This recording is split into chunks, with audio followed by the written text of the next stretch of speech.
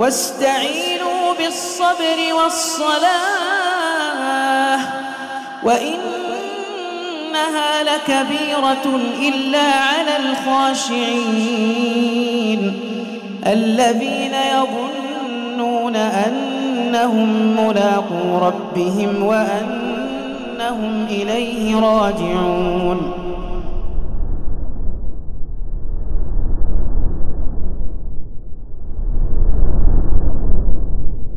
Assalamualaikum warahmatullahi wabarakatuh. Innal hamdalillah nahmaduhu wa nasta'inuhu wa nastaghfiruh wa na'udzu billahi min shururi anfusina wa sayyiati a'malina. May yahdihillahu fala mudilla lahu wa may yudlil fala hadiya lahu. Asyhadu an la ilaha illallah wahdahu la syarika lahu wa asyhadu anna Muhammadan 'abduhu wa rasuluhu la nabiyya ba'dahu.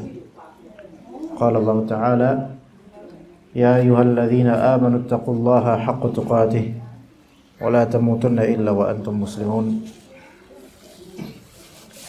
Fa inna asdaqal hadits kitabullah wa khairal hadi Muhammadin sallallahu alaihi wasallam wa syarral umuri muhdatsatuha wa kullu muhdatsatin bid'ah wa kullu bid'atin dhalalah wa kullu dhalalatin finnar. Amma ba'd, marhaban bikum ayuhal ikhwan dan ummahat di majlis kajian kitab Ambillah Aqidahmu, terjemahan dari kitab Khudh Aqidatak. Pembahasan kita kali ini sepertinya sudah masuk pembahasan berikutnya, yaitu jihad wala dan hukum, kalau tidak salah. Halaman 49 ya. Saham lah. 6. Jadi belum selesai itu ya syafaatnya.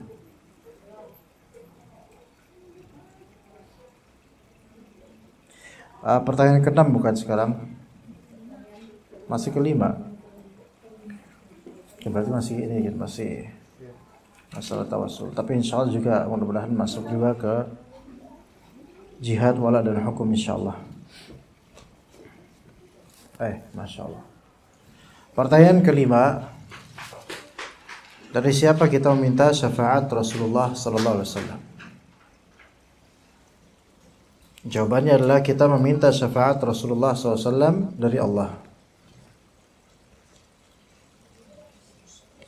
Tidak meminta kepada Nabi sallallahu alaihi wasallam karena beliau gaib. Beliau wafat.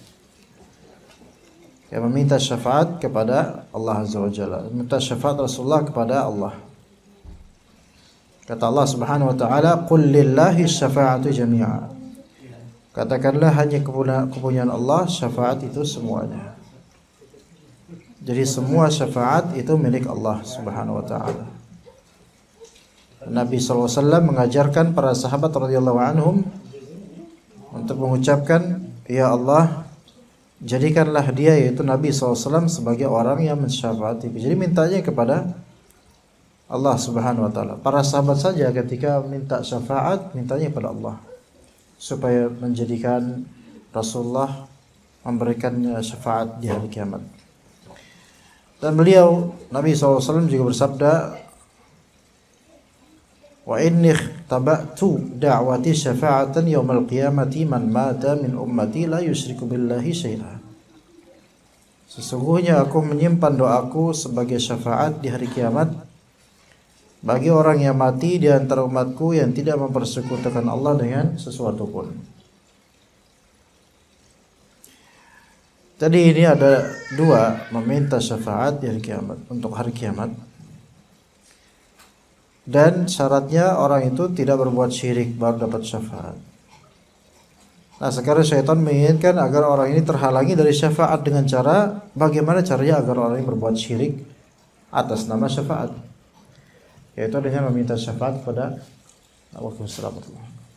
meminta syafaat kepada selain Allah, meminta syafaat kepada Rasulullah SAW dengan alasan bahwasanya Rasulullah itu akan memberikan syafaat. Betul, Rasulullah akan memberikan syafaat, tetapi kita minta aja kepada Allah Azza wa Jalla. Tidak ada manfaatnya kita meminta kepada Rasulullah sekarang syafaat atau apapun itu. Sebagaimana dalam salawatan itu banyak meminta syafaat kepada Rasulullah SAW. Ya.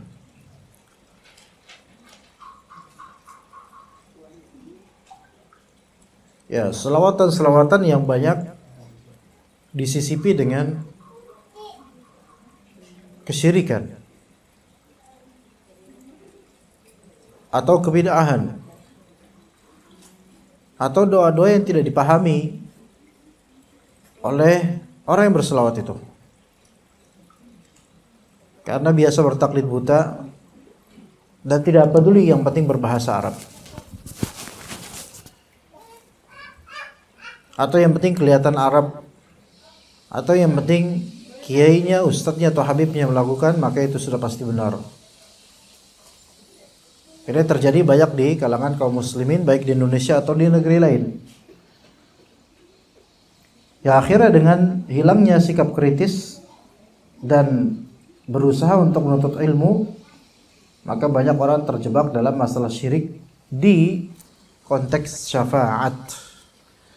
Maka kita meminta syafaat Rasulullah kepada Allah Azza wa Jalla, mintanya kepada Allah. Taib, pertanyaan ke-6, bolehkah kita meminta syafaat dari orang yang masih hidup? Bolehkah kita meminta syafaat, yaitu pertolongan dan pemudahan dari orang yang masih hidup? Jawabannya iya, boleh. Boleh meminta syafaat, pemudahan, peringanan, kompensasi dari orang yang masih hidup dalam hal-hal yang berkaitan dengan kehidupan dunia ini yang dimampu oleh orang itu. Ya, dimampu oleh orang itu. Dalilnya apa? Dalilnya kata Allah Azza wa Jalla, "May yashfa' syafa'atan hasanatan yakul lahu nasibun minha. Wa may yashfa' syafa'atan sayyi'atan yakul lahu kiflun minha." Barang siapa yang memberikan syafaat yang baik. Apa itu syafaat yang baik? Syafaat yang baik ialah setiap syafaat yang ditujukan untuk melindungi hak seorang muslim atau menghindarkannya dari sesuatu kemudaratan. Ini syafaat yang baik, yaitu menolong orang supaya terlindungi haknya, mendapatkan kembali haknya, atau menghindarinya dari madarat. Maka ini syafaat yang baik. Siapa yang memberikan syafaat yang baik, niscaya akan memperoleh bagian pahala daripadanya. Wa may yashfa' syafa'atan sayyi'atan yakul lahu kiflun minha. Dan barang siapa memberi syafaat yang buruk, niscaya ia akan memikul bagian dosa daripadanya.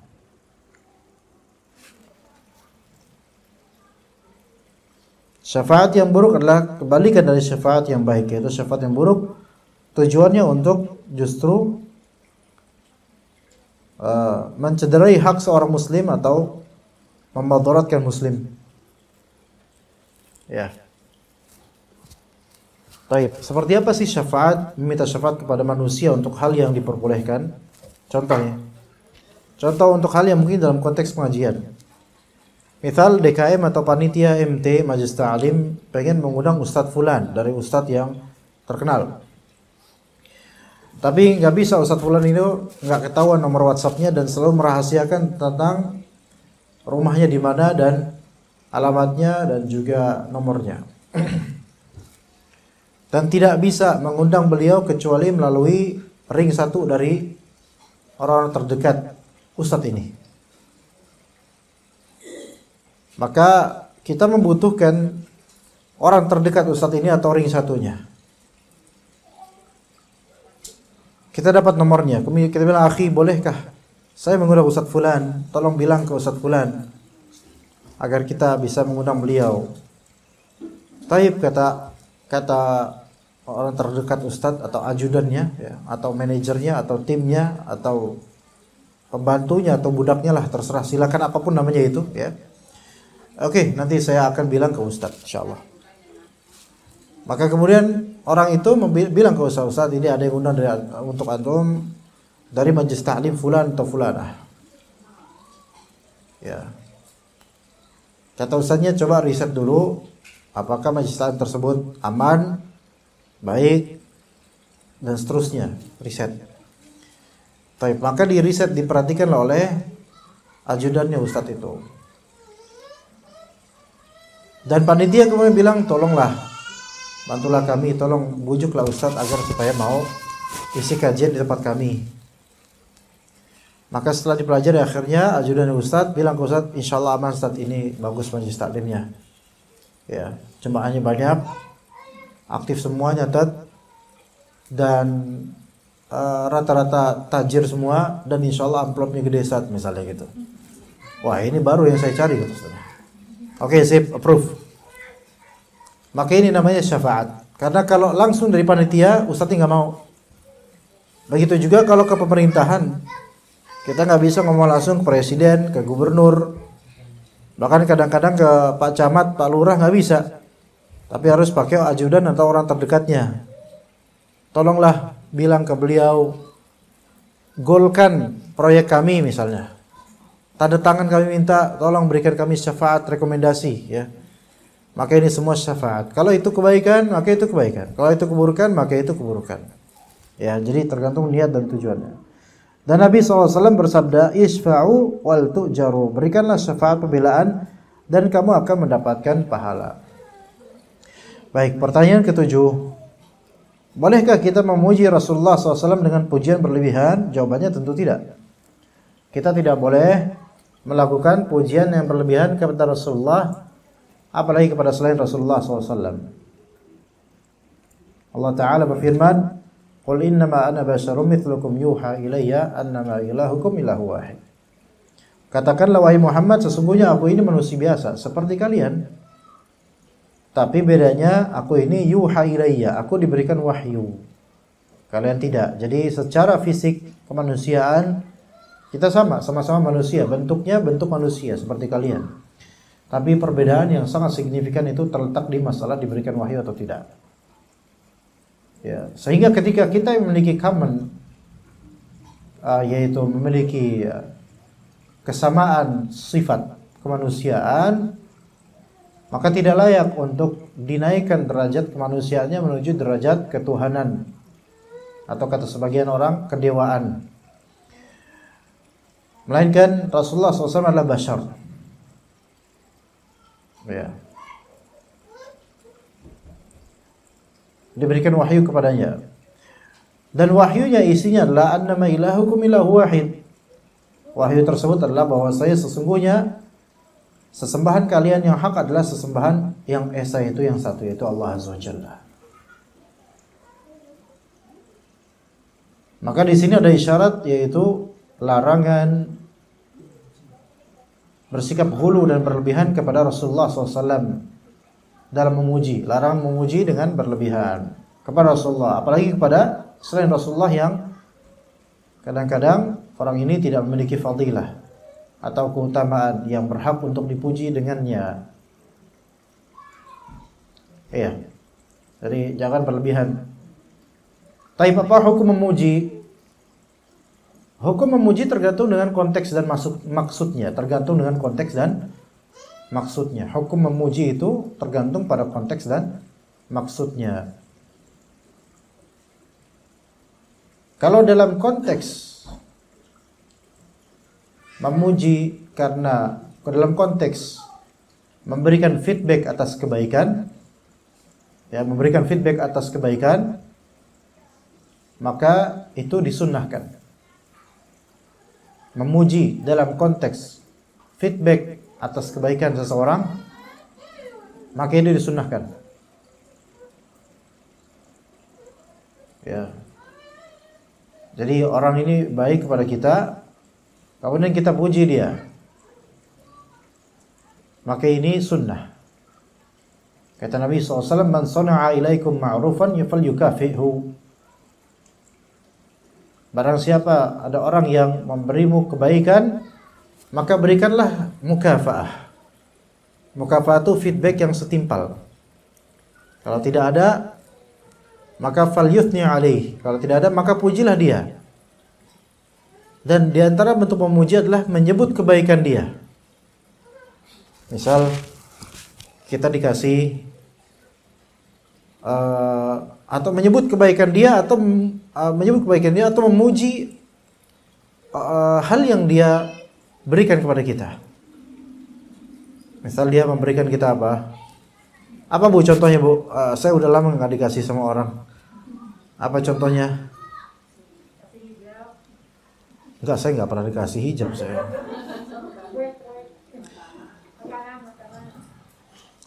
Makanan. Nggak enak saya singgung makanan karena kayaknya nanti bakal makan. Jadi hijab aja nantinya.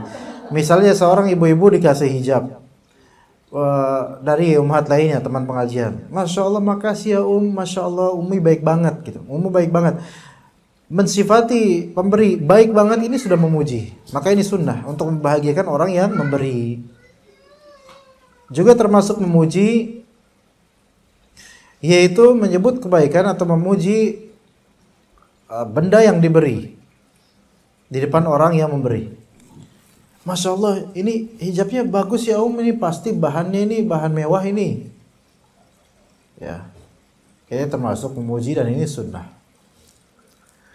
Ini hukumnya sunnah selama pertama pujian itu sesuai dengan hakikat, dan yang kedua tidak menimbulkan fitnah. Ya, seperti ujub, sombong. Ya, jadi itu sunnah selama apa? Satu, sesuai kenyataan. Dua, tidak menimbulkan fitnah pada hati pemberi.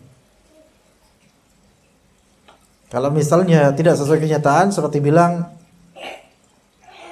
Masya Allah ini pasti branded internasional ini, padahal mereknya merek apa? Saya nggak tahu hijab itu merek apa.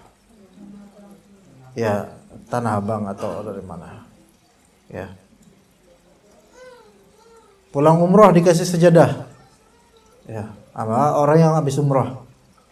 Senang kita, Masya Allah ini pasti ini made in Turki ini, pasti belinya ini waktu di Taif ini atau belinya waktu di Gunung Uhud. Padahal belinya di Blok C. Ya.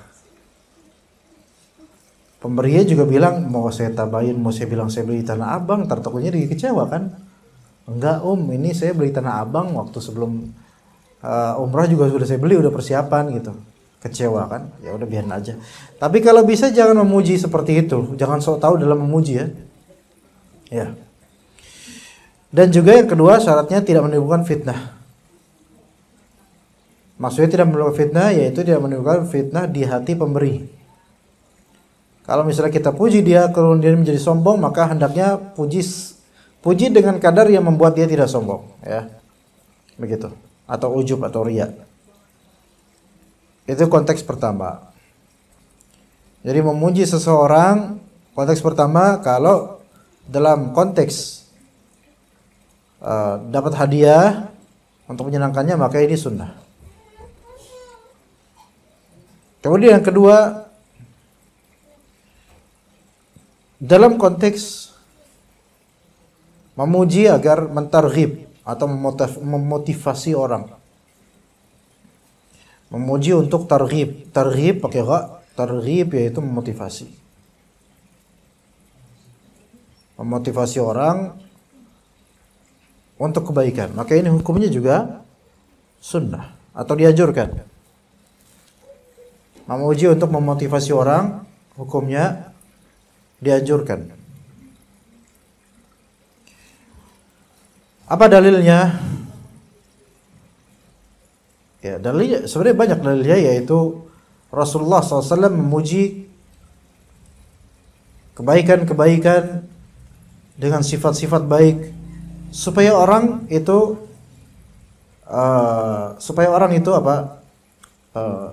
terinspirasi akannya dan terdorong untuk melakukan hal yang semisal. Saya kasih contoh. Suatu ketika Nabi SAW dan para sahabatnya sedang berada, dia sedang duduk bareng ngobrol. Kemudian kata Rasulullah SAW, tahukah kalian sebentar lagi akan ada orang calon penghuni surga? Maka para sahabat penasaran. Ini suatu pujian, suatu rekomendasi yang luar biasa loh. Calon penghuni surga, Rasulullah yang bilang. Kalau saya yang bilang mah nggak percaya antum. Tapi ini Rasulullah yang bilang. Wajib percaya. Maka para sahabat nungguin siapa ya kira-kira. Datang kemudian cukup datang seorang sahabat Nabi radhiyallahu anhu. yang sambil menenteng sendal jalan biasa gitu aja ke masjid. Oh, fulan dah. Oke. Besoknya Rasulullah SAW melakukan hal yang serupa, memuji orang itu padahal belum datang. Datang orang itu, beliau lagi, ya. Sampai Abdullah bin Amr bin Al-As kemudian apa? Nginep di rumahnya untuk pengen tahu ini orangnya amalannya apa sih kok bisa dipuji oleh Rasulullah sebegitunya. Berarti ini memuji seseorang supaya kita itu memuji seseorang supaya orang termotivasi untuk melakukan hal yang semisal. Ya. Bisa seperti itu. Atau misalnya bisa juga dengan cara memuji anak supaya termotivasi untuk melakukan hal yang baik misalnya. Ayo nak, kamu belajar, kamu tuh pinter loh gitu. Ya itu bagus dan itu secara psikologis anak juga berdampak positif. Gak mungkin kan kita bilang, ayo belajar nak, kamu itu bahlul tahu nggak? Belajar coba. Nah itu kan nggak baik kalau kayak gitu. Ya, walaupun orang-orang tua zaman dulu ya banyak yang kayak gitu, tapi kalau sekarang kayaknya kurang tepat. Ya dulu kan banyak orang tua yang ngeliat anaknya udah bahlul, bandel, suka bolos, nakal. Mau jadi apa kamu? Mau jadi kebo? Gitu kata orang tua. Ya anak-anak zaman dulu manut-manut aja dan alhamdulillah nggak jadi kebo. Sekarang buktinya masih pada manusia, alhamdulillah. Tapi kalau anak sekarang kan kadang-kadang digituin baper. Iya. Mau jadi apa kamu? Mau jadi kebo? Biarin, kata bapak.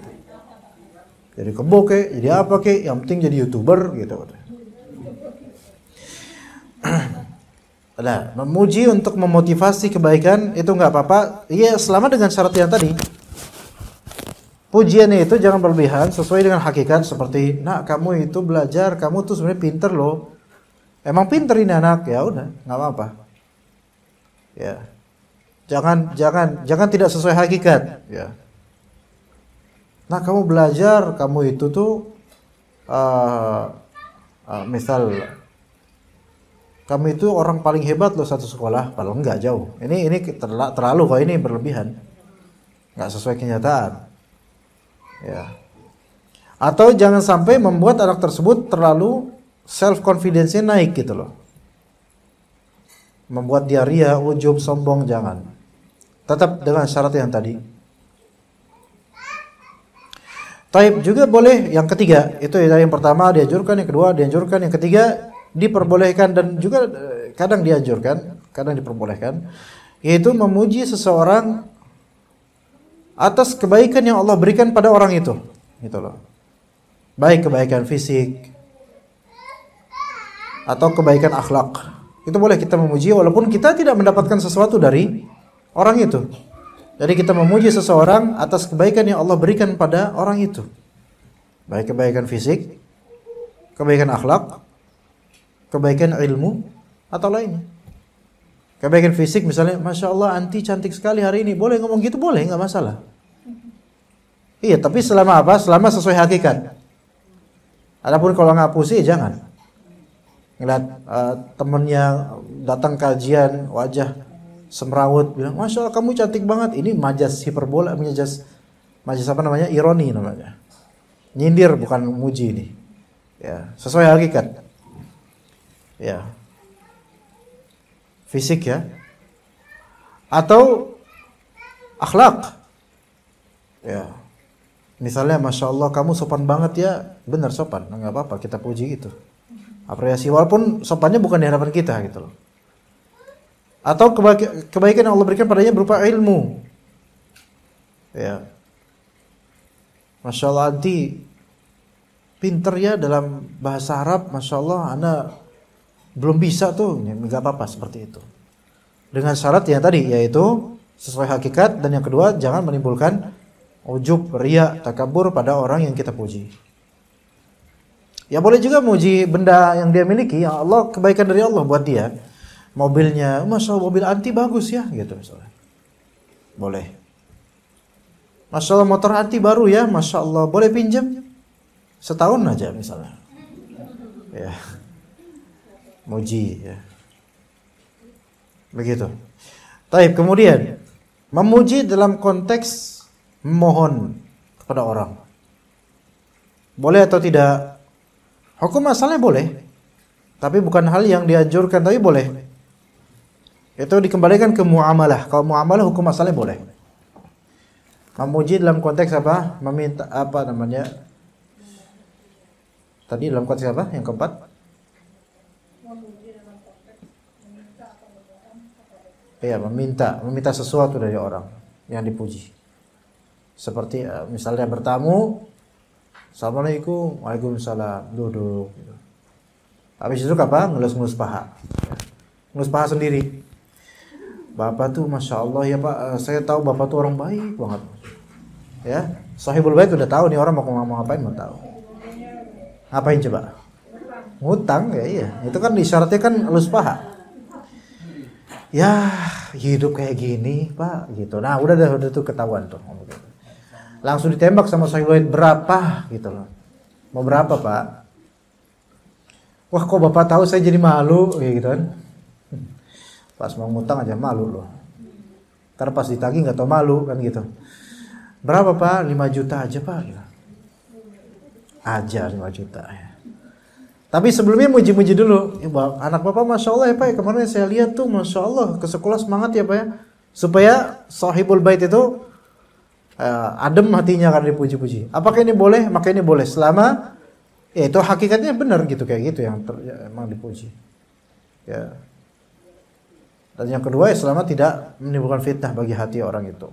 Maka boleh ya kita memohon kepada raja, kepada presiden, kita puji-puji tersebut. Kita puji dulu orang tersebut, boleh. Kepada suami dipuji dulu. Masya Allah Mas, ganteng banget Mas, Masya Allah ya. Udah hari Ahad nih kayak besok bakal belanja nih Mas gitu. Ya boleh. Enggak apa-apa ya. Itu hukumnya mubah. Boleh. Dan yang keenam yaitu konteks untuk yang tadi nomor yang semua syarat tadi, konteks memuji karena menjilat, maka ini nggak boleh. Memuji karena ingin menjilat, maka ini haram. Berarti kan menjilat ini kan konteksnya udah negatif ya. Menjilat itu haram, maka wasilah menuju menjilat semuanya haram. Menjilat di sini bisa menjilat kepada orang yang kaya, bisa menjilat kepada pemerintah. Kalau dalam konteks negatif maka ini menjilat. Ya, untuk maslahat pribadinya, untuk kerakusan dirinya dan semisalnya. Ya. Maka ini enggak boleh.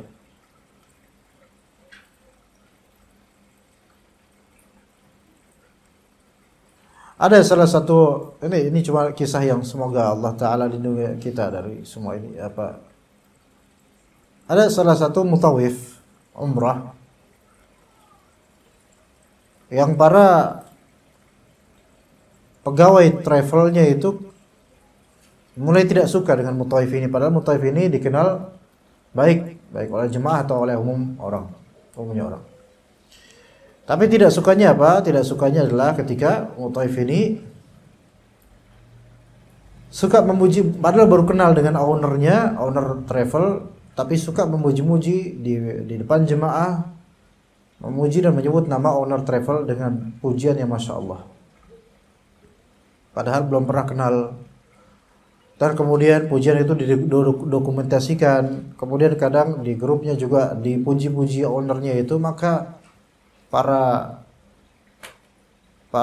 pegawainya kemudian bilang ini orang penjilat. Ya. Akhirnya ketahuan memang karena memuji karena ada maunya, yaitu supaya dapat harta yang lebih banyak, maka akhirnya tidak dipakai lagi mutawif ini. Di sini kita bisa mempelajari menjilat itu sifat yang buruk gitu loh. Menjilat yang dimaksud sini yaitu mengincar dompet tebal untuk maslahat pribadinya. Termasuk juga kalau misalnya dai hanya mau menerima undangan kajian dari orang-orang yang berdompet tebal. Jadi hanya mengintip dompet mereka. Jadi sama orang kaya mau dekat, sama masyarakat awam nggak mau. Langsung cepat-cepat menghindar. seolah-olah mereka mau menyebarkan virus. Dan ini terjadi juga pada beberapa dai yang semoga Allah Subhanahu wa taala selamatkan mereka dan kita semua dari penyakit ini. Ini juga merupakan bentuk menjilat tanpa disadari. Dan ini enggak boleh. Ya, ada seorang jemaah dan beberapa orang jemaah itu berkisah kepada saya dan tidak pernah disebutkan siapa ustadznya, tapi beberapa ustadz mungkin saya tidak tahu siapa mereka yang dimaksud. Tapi ini laporan-laporan dan cerita-cerita yang bergaung di antara jemaah ikhwan. Ana ustadz ketemu ustadz fulan susah banget sekarang. Padahal dahulu ketika masih kuliah masih kinyis-kinyis gitu, masih lucu-lucunya gitu loh. Kan masih kuliah itu kan masih lucu gitu. Ya pas sudah agak tuaan dikit udah nggak lucu lagi ya. Jadi masih awal dakwah itu ana saat yang nganterin, ana yang boncengin, ana yang ini, ana deket sama beliau. Sekarang udah nikah sama orang kaya, sekarang udah pokoknya sekarang udah temennya orang kaya. Ana ketemu beliau, Ustaz. Assalamualaikum. Waalaikumsalam. Berpaling muka seolah tiada apa. Ya. Ya maksudnya biasa gitu. Assalamualaikum. Kayak kita bukan teman gitu loh. Kayak ketemu orang asing. Assalamualaikum. Waalaikumsalam. Dah. Di momentum yang sama, kemudian ada ikhwan-ikhwan yang Anda tahu dia orang kaya. Ustadz ini kemudian disapa oleh mereka. Assalamualaikum. Waalaikumsalam. Langsung bukan hangat lagi, hot. Langsung Masya Allah gitu dekatnya luar biasa. Itu anak kecewa banget Ustaz. Padahal beliau tuh persis kenal ana gitu. Ana gak berubah. Beliau yang berubah. Itu ada laporan seperti itu. Ada juga beberapa laporan dari beberapa ikhwan, jemaah kajian, jemaah masjid yang juga Ustadz ini kenal, Ustadznya kenal dengan orang ini. Kalau di WhatsApp centang biru 2. Enggak dibalas hatta salam. Tapi ketika yang WhatsApp adalah orang yang punya makanah atau posisi jabatan atau uang, cepat. Ada apa dengan ini? Ini kan sikap seperti mungkin ini momentum, mungkin sekali, mungkin salah, atau kalau berkali-kali berarti ada kesalahan. Maka hati-hati dengan sikap menjilat. Bahkan sampai level orang yang percaya agama, yang beragama dengan baik pun kadang-kadang terfitnah dengan harta. Jadi hati-hati dengan memuji karena menjilat. Ini kerap kali di zaman Nabi SAW. Itu adalah tingkahnya Abdullah bin Ubay bin Salul, orang munafik. Abdullah bin Ubay bin Salul itu kalau Rasulullah itu lewat datang, maka Abdullah bin Salul, ini adalah Rasulullah khatamun nabiyyin, kita harus memujinya. Itu Abdullah bin Ubay bin Salul. Tapi dia gembongnya munafikin gitu loh. Jadi memuji bukan ketulusan. Memuji karena apa? Karena cari aman. Ya. Itu dalam konteks itu. Jadi seperti itu. Itulah yang Rasulullah SAW maksud jika ada seorang yang memujimu, maka taburkanlah debu di mukanya. Ini yang dimaksud. Yang dimaksud ya seperti ini, yaitu orang yang memuji untuk menjilat, atau yang kedua orang yang memuji berlebihan atau yang ketiga orang yang memuji tidak sesuai dengan hakikat sebenarnya. 3 model ini pantas untuk dilempari mukanya dengan tanah atau debu. Yang pertama yaitu orang yang memuji karena ingin menjilat. Yang kedua orang yang memuji berlebihan, melebihi kadarnya. Dan yang ketiga orang yang memuji tidak sesuai dengan hakikat sebenarnya. Begitu. Bukan semua orang yang memuji kemudian kita lempar dengan debu, kemudian batu-batunya sampai kerikilnya, enggak. Tapi dalam konteks tadi, yaitu kita tahu dia itu memuji karena pengen menjilat sama kita, yaitu karena melihat harta kita, maka dia puji supaya dia mendapatkan harta dari kita. Maka boleh kita menabur, ya, karena ini dia itu sebenarnya pengen mendatangkan maslahat untuk pribadinya semata, tapi dengan cara berbohong. Dan biasanya orang seperti ini, yaitu menjilat, pujiannya iman nomor 2, iman nomor 3, yaitu berlebihan atau tidak sesuai kenyataan. Ya, seperti itu. Adapun kalau memuji sesuai kenyataan dan tidak ada maksud kecuali kebaikan, maka nggak masalah. Tapi bagaimana kalau misalnya memuji pemerintah atau donatur? Karena kita ingin menyelenggarakan masjid atau menyelenggarakan kematian kajian atau kurban atau lainnya. Donasi yang kebaikan atau lainnya. Apakah boleh memuji? Boleh memujinya. Ini bukan termasuk yang terlarang. Iya. Misal kita bikin proposal. Kita sebutkan apa proyek-proyeknya, rinciannya, datanya, dan dananya butuh berapa. Kemudian di akhir kita puji orang itu. Misalnya kami mengetahui bahwasanya Allah Ta'ala memberikan anugerah dan karunia harta yang lebih pada Bapak. Dan kami mengetahui yang kami kenal Bapak adalah seorang yang dermawan. Sehingga kami berharap semoga Allah Ta'ala bukakan hati kita semua untuk saling menyantuni agar terjadi maslahat dan kebaikan untuk kaum muslimin, ya, misalnya. Ya, itu kalimat-kalimat itu bisa tuh dibuat buat proposal tuh ya. Nah, bolehkah kita memuji kayak gitu? Boleh. Karena ini tujuannya bukan kerakusan pribadi. Melainkan apa? Untuk maslahat kaum muslimin. Atau untuk maslahat orang lain, bukan untuk kerakusan pribadi, maka enggak masalah, insyaallah. Ya. Baik. Ada juga konteks lainnya. Memuji untuk mengemis, maka ini juga tidak boleh. Karena mengemis itu nggak boleh, maka wasilah mengemis juga nggak boleh. Mengemis nggak boleh, maka wasilah menuju mengemis itu nggak boleh. Apa maksud mengemis? Ini sebenarnya mengemis ini bahasa yang memang berawal dari pengemis ya. Karena pengemis itu biasanya jalan dari kampungnya atau daerahnya hari Kamis. Iya. Supaya nanti Jumatan mereka bisa berderet di dekat masjid. Asli kan kayak gitu asli. Iya, asli gitu. Iya, ngemis nggak? Ngemis yuk. Berarti hari Kamis mereka berangkat ke kota untuk ke masjid raya atau semisalnya. Nah disitu kan ini Pak Haji gitu kan, orang-orang lewat situ. Jumatan, ya. Orang pada Jumatan, mereka pada berbaris deret di dekat gerbang. Ini yang disebut pengemis tuh gini aslinya ini. Asalnya pengemis ini pengemis hakiki ini. Aslinya original nih dia. Iya. Original. Mereka lah pengemis hakiki. Ya, originalnya. Adapun selain dari mereka ada pengemis, Pak, bantu Pak. Nah, itu pengemis apa itu? Ya pengemis apa ya? KW lah. KW itu pun masih ori sebenarnya. Karena KW dengan imitasi itu beda. KW itu masih asli produknya, cuman ada kesalahan atau kurang sesuai dengan sortiran QC atau apa namanya. Ya seperti itu. Nah, kalau untuk mengemis, memuji untuk mengemis, misal bilang ke orang Pak Haji belum makan Pak Haji gitu. Ini nggak boleh. Ya.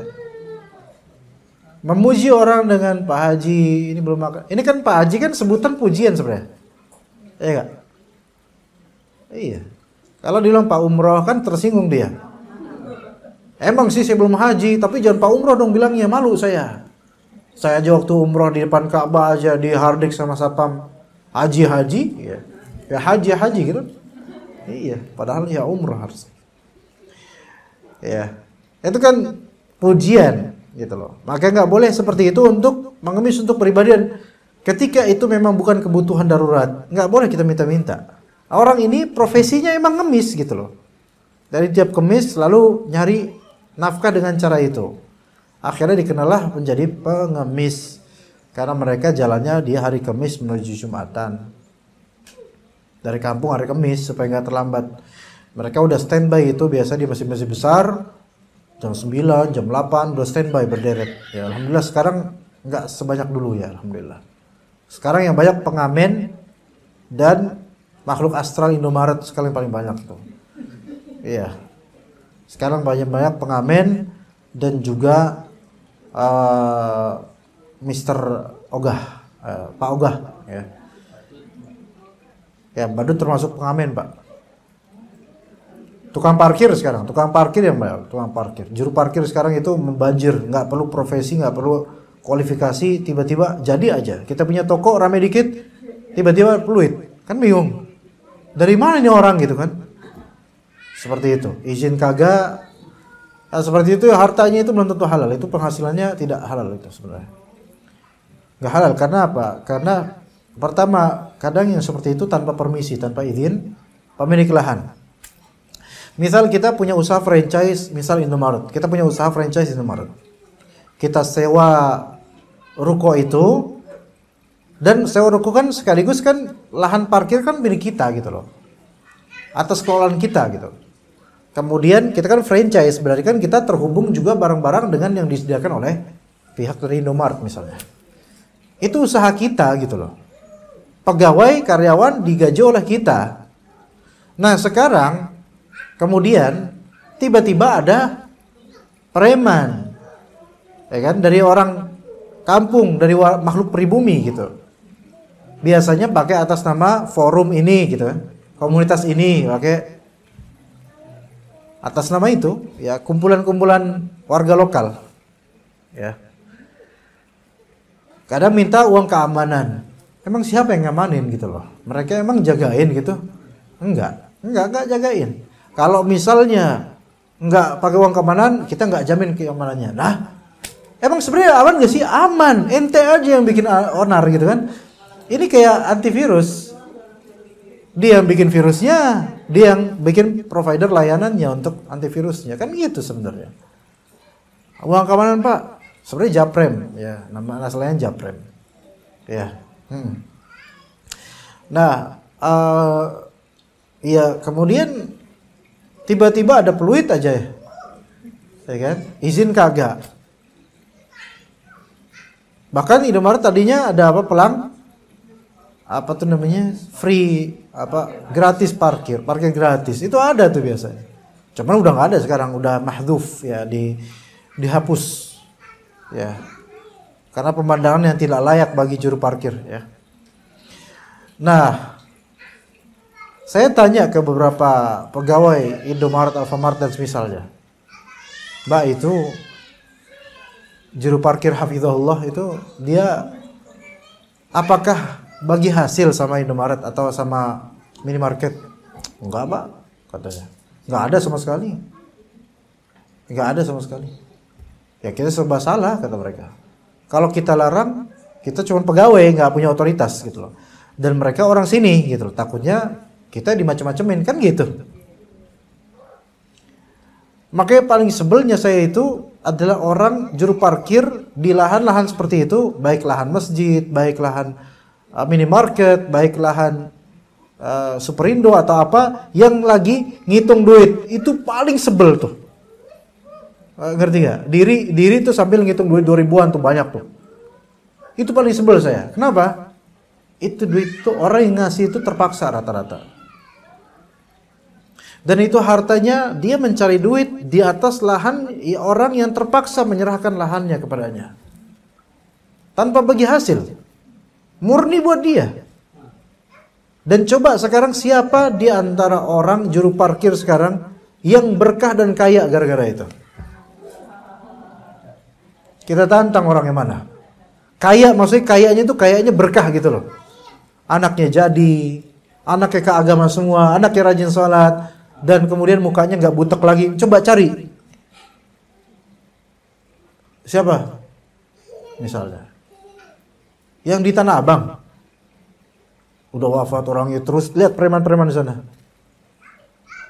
Lihat taksi-taksi dan juga bajai dan bukan bajai, udah nggak ada. Apa bemo atau misalnya itu, atau sama aja bajai kali ya.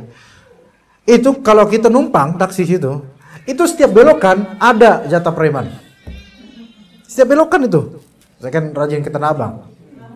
Ya, saya kan dagang ini sarung. Entar lagi Lebaran Bu, ya lagi Ramadan. Saya mulai dagang sarung. Entar lagi, ini udah Rajab, udah tengah Rajab nih. Iya. Nggak tahu ibu-ibu udah nyediain sarung buat suaminya kan? Gitu. Ya. Nah, itu tiap belokan baru belokan. Berapa meter aja kan macet tuh. Berapa meter aja itu ada preman yang ini. Tahu taksi ada penumpang, langsung diketok. Japrem. Ada nggak yang berkah kayak gini? Nggak ada yang berkah kayak gini. Nggak ada yang berkah. Karena harta yang didapat itu harta haram. Harta haram. Karena di lahan orang tanpa izin, tanpa akad apapun, tiba-tiba mereka menjajah. Ini kan korupsi namanya. Maka orang-orang kayak gini, kalau kita lihat mereka demo kepada pemerintah anti korupsi, ketawa kita. Ente ngaca coba. Pemerintah kayak gini korupsi, itu karena ada orang kayak ente juga, gitu loh. Karena pemerintah cerminan rakyatnya juga. Kalau pemerintah koruptor, ya karena ada orang kayak ente-ente ini. Enggak, kita enggak korupsi. Kita ini menyediakan layanan untuk masyarakat. Sama kayak pemerintah juga kalau misalnya ngomong kayak gitu, kita nggak korupsi, kita melayani masyarakat. Sama seperti ente. Kalau orang kayak antum ini jadi penguasa, ya nggak jauh beda tingkahnya gitu. Sama. Jadi kalau antum protes, pemerintah kenapa koruptor, kok anti koruptor? Sendirinya ahlinya. Cuman beda skala. Ini skala negara, itu skala Indomaret. Jadi sama ya jemaah sekalian. Ada juga kadang juga beberapa dari tukang parkir memuji konsumen, memuji orang yang keluar, motornya bagus ya Pak, ya Masya Allah motornya bagus. Supaya apa? Supaya dibayar 2.000, 1.000, coba 5 motor aja dah. 5 motor aja semua bayar 2.000. 10.000 dibandingkan dengan tukang apa namanya itu yang rujak, tukang rujak yang jalan sama pecel rujak apa tuh ya, asinan pakai gerobak kemana jalan, coba berapa hitung labanya dia dengan capeknya dia nyari duit. Ini tinggal prat-prit, nggak ada motor, nggak ada orang yang parkir, ngumpet dia nggak tahu di mana, di alamnya kali, kira ada motor, orang yang keluar tiba-tiba prit gitu, mangkel lah, ente dari kemana? Ente ke alam barzakh tadi, kok sekarang tiba-tiba kelihatan? Kan kesel juga orang akhirnya. Gitu. 5 motor dapat minimal 5.000 lah, kalau bayar masing-masing 1.000. Itu 5.000 dihabak sendiri, Bu. Enggak dikasih bagi hasil ke pemilik lahan Indomaret. Enggak. Sekarang itu 5 motor. Gimana kalau Indomaretnya gede? Alfa Midi misalnya. Mobil. Masya Allah, motor 10 datang, banyak, diperit-peritin semua. Ya, orang nggak butuh tarikan, ditarik motornya ke belakang, dibantu, padahal orang yang bisa. Ya, udah gitu nggak di pinggir jalan raya, di pinggir gang kecil, nggak ada tabrakan, nggak ada maling, nggak ada apa, nggak ada petir, nggak ada banjir, nggak ada maling, nggak ada apa, aman. Malah orang jadi nggak merasa aman dengan ada orang seperti ini. Jadi bayar 1.000, 2.000, 1.000, 2.000. Iya sih, alhamdulillah. Kadang-kadang ada berjasa, alhamdulillah. Tapi masalahnya ini lahan orang dan mereka tidak bagi hasil. Maka gak bisa jadi tidak halal. Wallahu alam, tidak halal penghasilan seperti itu. Iya. Begitu. Insya Allah di sini ibu-ibu nggak ada yang kerja seperti itu kan, Bu ya? Alhamdulillah.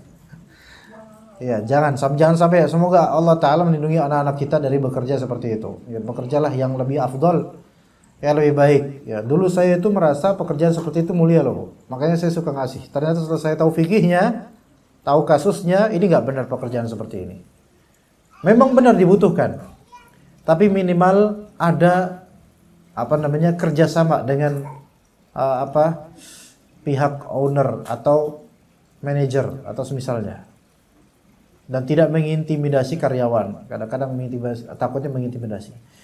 Kadang-kadang di pertigaan juga bermanfaat untuk kita belok mobil. Itu penting juga ada Mr. Ogah itu, Pak Ogah itu. Penting memang. Tetapi di sini yang paling dibutuhkan adalah ketegasan pemerintah dan pengaturan mereka. Pemerintah. Itu yang paling dipentingkan sebenarnya. Saya berharap pemerintah itu, ya Dimas ya. Ini Dimas, Pak. Ya, saya berharap pemerintah supaya nanti kalau antum jadi orang besar, antum bikin peraturan yang benar. Ya, sekarang aja udah kelihatan besar antum. Lebih besar dari waktu kita umroh ya. Nah, supaya nanti ketika supaya pemerintah juga memberikan peraturan pungli itu benar-benar dilarang secara total. Dan kalau ada Mr. Ogah yang memang dia itu mengatur lalu lintas pertigaan perempatan, hendaknya ini memang orang yang ditunjuk oleh penguasa setempat untuk mengelola itu gitu loh. Jadi bukan oleh ormas setempat. Kalau ormas itu semaunya nanti.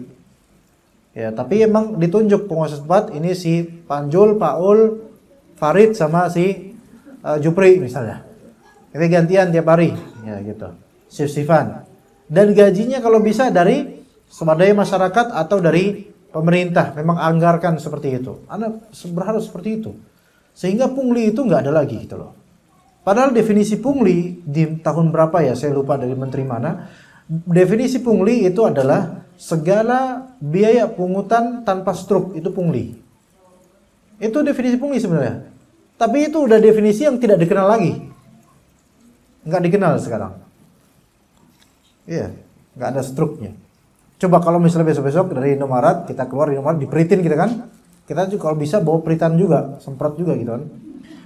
Terus kalau dia minta hasil jasanya gitu 2.000 gitu bilang. Saya bakal ngasih sampean, tapi struknya mana? Berani nggak? Nggak berani dan juga malas ya. Ngapain kayak gitu ya? Capek juga ya. Kasih 2.000 doang gitu kan. Kasih 2.000, kita ngedidik mereka seperti itu, makin menjamur. Makanya sampai sekarang makin banyak. Makin banyak. Ya, ini kajian apa sih kok kita ngomongin itu ya? Masya Allah. Iya. Taib. Kemudian la tutruni kata Nabi SAW, la tutruni kama atratin nasara Isa bin Maryam fa innama ana abduhu faqulu abdullahi wa rasuluh. Janganlah kalian memuji aku dengan berlebihan seperti yang dilakukan kaum Nasrani terhadap Nabi Isa bin Maryam. Sesungguhnya aku ini hanyalah hamba Allah, maka katakanlah hamba Allah dan Rasulnya. Taib, pujian berlebihan kepada manusia disebut itra, pujian berlebihan. Ya, taib, kita cukup sampai situ insyaallah untuk kajian ini. Semoga bermanfaat. Sallallahu ala nabiyina Muhammad wa ala alihi washabbihi ajmain. Ada pertanyaan atau tidak ibu-ibu? Atau di online mungkin? Ya, betul. Assalamualaikum. Waalaikumsalam warahmatullahi wabarakatuh. Bolehkah kita memuji dengan selawatan ketika ada ustaz atau ustazah hadir? Memuji dengan selawatan. Maksudnya gimana? Ustaz datang, shollu ala nabi gitu ya. Paham nggak? Iya, tahu nggak maksudnya? Kayak gitu ya. Ustaz datang, shollu ala nabi gitu ya. Ini biasa di kajian ibu-ibu ini. Di kajian ibu-ibu gitu. Rabu siang. Biasanya kayak gitu tuh. Kajian ibu-ibu kan siang. Udah gitu suaranya sama semua. Satu Indonesia sama semua suaranya.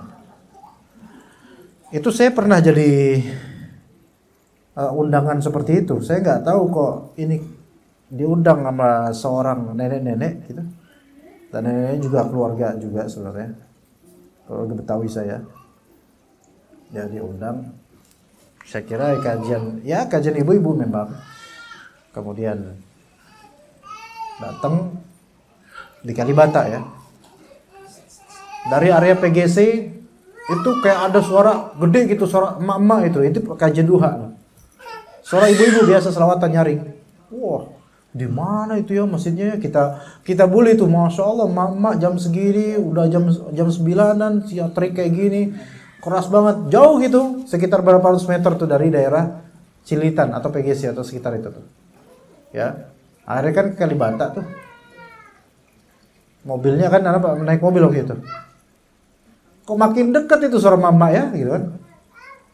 Jangan-jangan antum ini Ustaz. Waktu yang ada yang liput satu tim mana namanya Toto namanya.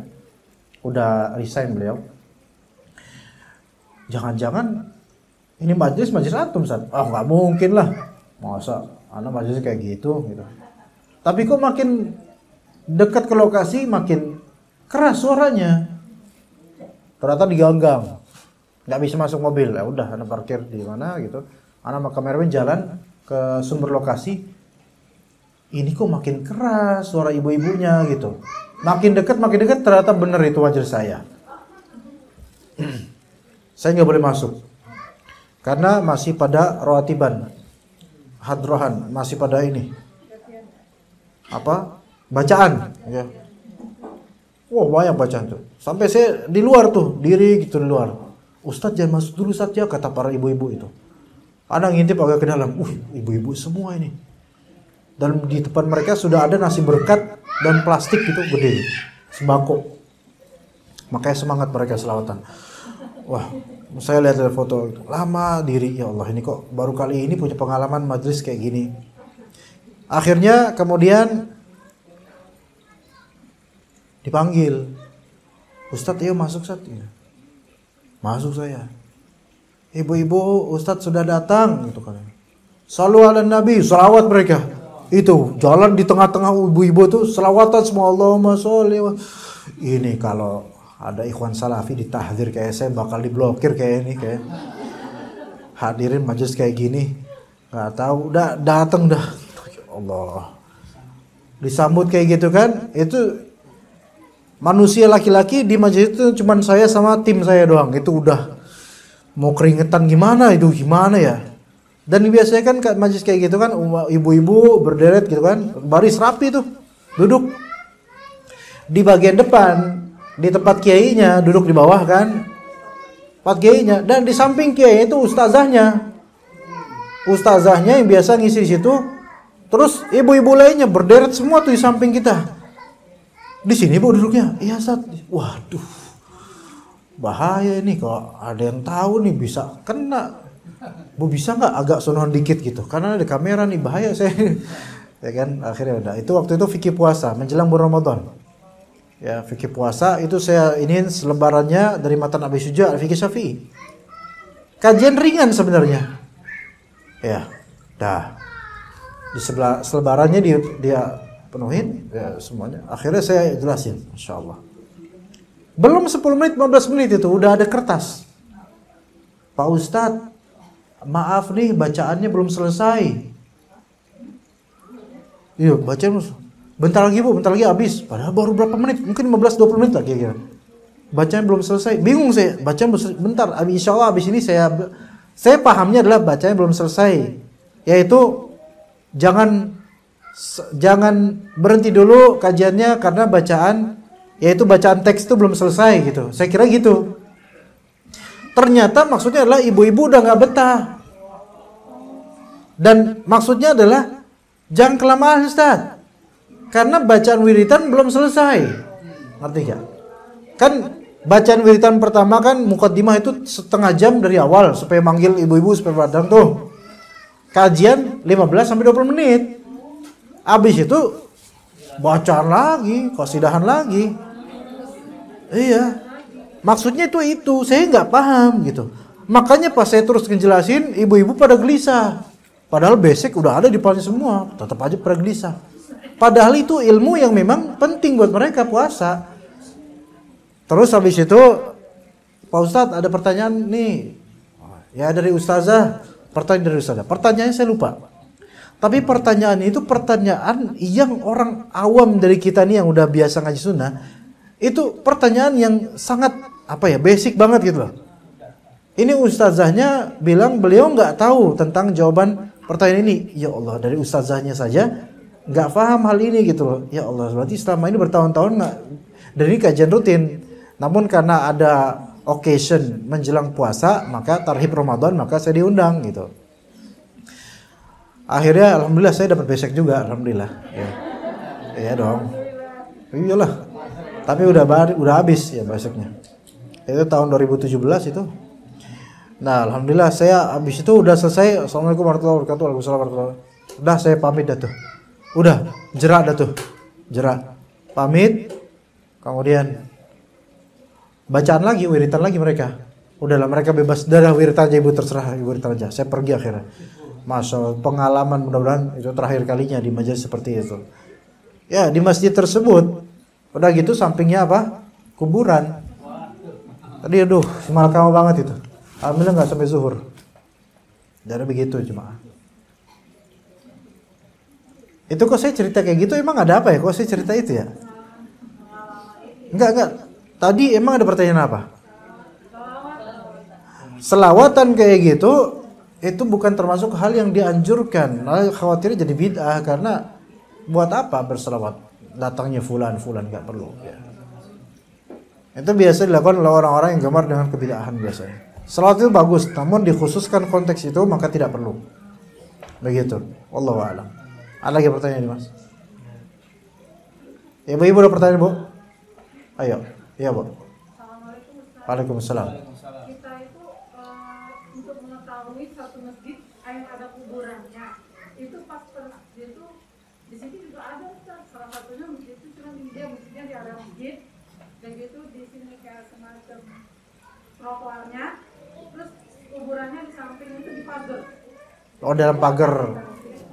Oke. Assalamualaikum warahmatullahi wabarakatuh. Ayo, Pak. Jadi kalau kuburan gini, kuburan itu kalau di dalam masjid maka jangan sholat di situ. Tapi kalau misalnya kuburannya di samping, di dalam pagar, selama kuburan itu tidak nyambung dengan lantai yang nyambung dengan masjid. Iya, nggak apa-apa. Ya nggak apa-apa. Maksudnya nggak apa-apa di sini sah sholatnya. Oh gitu, nggak apa-apa. Nggak apa-apa. Yang nggak boleh itu di Yang nggak boleh itu ketika di dalam, ya, di dalam masjid, maksudnya di dalam sini di area aula masjid, tempat kita masuk, aula masjid itu ada kuburannya, maka itu nggak boleh. Atau kuburannya tersebut kan biasanya kuburannya berubin tuh, nempel dengan lantai yang nempel dengan masjid, maka itu masih masuk area masjid, masuk masjid. Istilah teras masih cukup ambigu, Pak. Maksudnya adalah lebih spesifik lagi ketika lantai, ya lantai teras kan, kuburannya nempel dengan lantai itu gitu loh. Itu masih masuk area masjid. Adapun kalau misalnya tembok, ya tembok, dan di balik tembok itu kuburan, maka yang lebih tepat itu nggak apa-apa. Iya, tembok langsung kuburan aja gitu, itu insya Allah sah sholatnya. Tapi di masjidnya, bukan di kuburannya. Kalau sholatnya di kuburannya nggak boleh. Mau lempar saya, Bu, jangan mau lempar saya, jangan. Iya, ya begitu. Adapun kalau misal tembok, ya, terus di balik tembok itu terasnya lantai juga, seperti lantai masjid, lantai juga, dan nyambung dengan lantai itu ada kuburan. Ini masuk ke dalam masjid. Iya. Dia di luar, tapi karena nyambung maka masuk masjid. Begitu. Sama seperti pembangunan WC, kan nggak boleh bangun WC di dalam masjid, ya kan? Karena itu najis, tempat najis. Makanya kalau bangun WC itu jangan nyambung dengan lantai masjid, kalau bisa. Begitu. Ya enggak? Karena nggak tahu, karena nggak paham hukum. Tapi kalau di balik tembok nggak masalah, insya Allah. Di balik tembok nggak masalah, ya. Karena itu dianggap apa, di luar gitu loh. Ya kalau bisa sih hindari syubhat itu, jadi terpisah gitu loh. Ya seperti itu, wallahu alam. Ayo, ya sama-sama. Ada lagi jemaah? Ya silakan, Bu. Ya. dalam Islam mengenai anak kebutuhan khusus itu bagaimana? Orang iklan. Dalam Islam dalam syariat mengenai anak kebutuhan khusus maksudnya apa ya? Maksudnya anak kebutuhan khususnya maksudnya apa, atau dalam Islamnya maksudnya gimana? Kenapa Allah kasih kepada umatnya anak kebutuhan Autis. khusus? Ya, macam-macam Ustaz. Iya, anak kebutuhan macam-macam. Cacat lah, cacat. Itu semua dikembalikan ke konteks kekurangan dia di mana gitu loh. Apakah itu masuk hukuman dari Allah? Oh enggak mesti, Bu. Bisa iya, bisa tidak. Ya bisa iya, bisa tidak. Memiliki anak yang berkekurangan itu bisa berupa hukuman, bisa berupa ujian murni. Cara mengetahui itu hukuman, sebenarnya gini, kalau memang itu hukuman, maka disabarin, dan itu tidak berarti penghinaan buat dia gitu loh. Kalau disabarin, walaupun benar itu hukuman. Misalnya kata salah satu dari ulama salaf, siapa ya, lupa, apa Qatadah atau siapa, Al-A'mash berkata, ketika itu Al-A'mash tertimpa hutang dan kepikiran akan hutang sampai kepikiran banget, dan itu membuat hatinya tuh bergejolak gitu dengan itu. Maka beliau mengatakan bahwa ini adalah efek dari dosa saya 40 tahun lalu, kata Al-A'mash. Artinya boleh jadi suatu hal yang menyulitkan diri kita, kesulitan kita itu adalah efek dari dosa kita di dalam masa lampau, hukuman. Tapi betapa adanya Allah Ta'ala menghukum hamba di dunia sehingga membersihkan hamba itu dari dosa-dosa gitu. Misal kalaupun anak ini autis atau kekurangan, menyulitkan orang tuanya, qadarullah seperti itu, orang tua yang bersabar malah justru itu pengangkatan derajat sebenarnya. Ya, begitu. Tapi nggak mesti itu hukuman ya. Dalam Islam ketika kita diberikan anak yang kekurangan atau pasangan yang punya kekurangan, itu nggak mesti hukuman. Kadang itu adalah apa? Ajakan dari Allah agar kita bersabar dan meningkatkan derajat. Begitu Ibu. Ya seperti itu Bu ya. Wallahu a'lam. Baik, mungkin cukup sampai situ insyaallah karena hari sudah semakin larut. Hari sudah semakin larut. Sudah menjelang maghrib ya. Semoga apa yang kita tuturkan di sini bermanfaat untuk diri saya dan juga jemaah sekalian. Ini anaknya siapa main game malah kamu ini di depan saya lagi. Luar biasa. Iya. Saya ngajar tabligh akbar nggak ada ikhwan yang berani kayak gitu. Ini bocil berani banget. Masih lagi khatamin. Iya. Oke, kita jawab sampai sini. Subhanakallahumma bihamdika asyhadu an la ilaha illa anta astaghfiruka wa atubu ilaik. Wassalamualaikum warahmatullahi wabarakatuh.